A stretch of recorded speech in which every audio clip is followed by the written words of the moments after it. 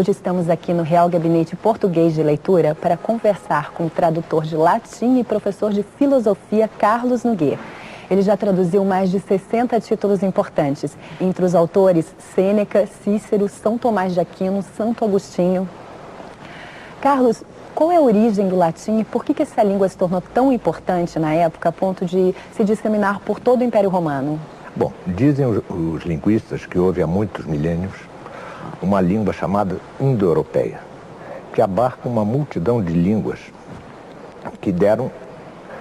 de que resultaram uma multidão ainda maior de línguas atuais, que vão desde as línguas europeias até as línguas iranianas e as indianas.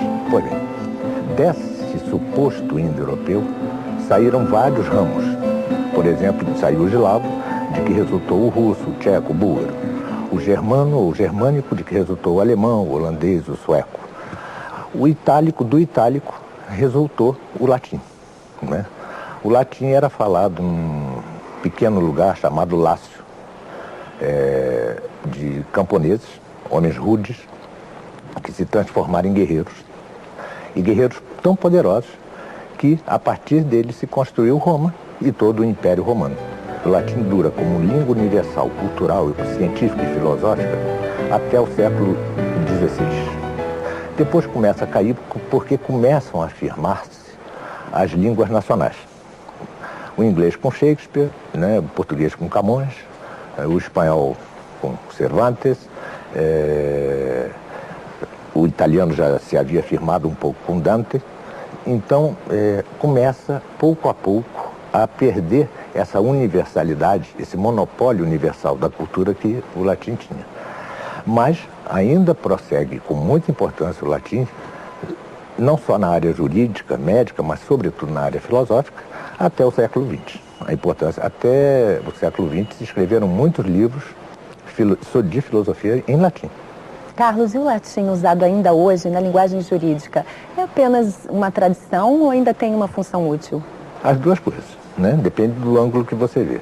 É claro que é uma tradição cultural.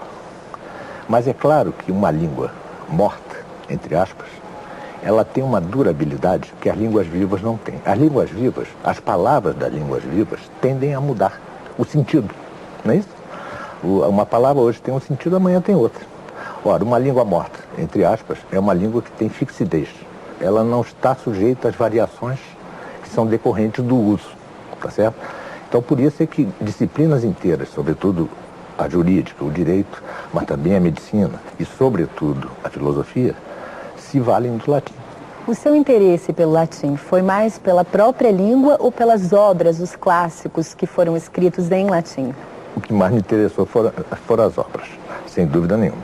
Embora, assim como o pintor tem por interesse principal pintar um quadro, então seu grande amor são os quadros que ele pinta, mas ele, por tabela, tem algum amor pelo pincel e as tintas, da mesma forma, a gente sendo tradutor por interesse pelas obras, acaba, de certa maneira, tendo interesse e certo amor ao instrumento que te serve, né? Então, o meu amor pelo latim, claro, no ginásio eu reclamava, né? O garoto, quem é que queria estudar latim, né? De fato, meu amor não é pela língua, embora a língua em si seja muito bela. Ela foi talhada tal como é exatamente porque foi uma língua de grandes escritores, grandes filósofos, grandes pensadores, grandes retóricos, grande lógico, grande tudo.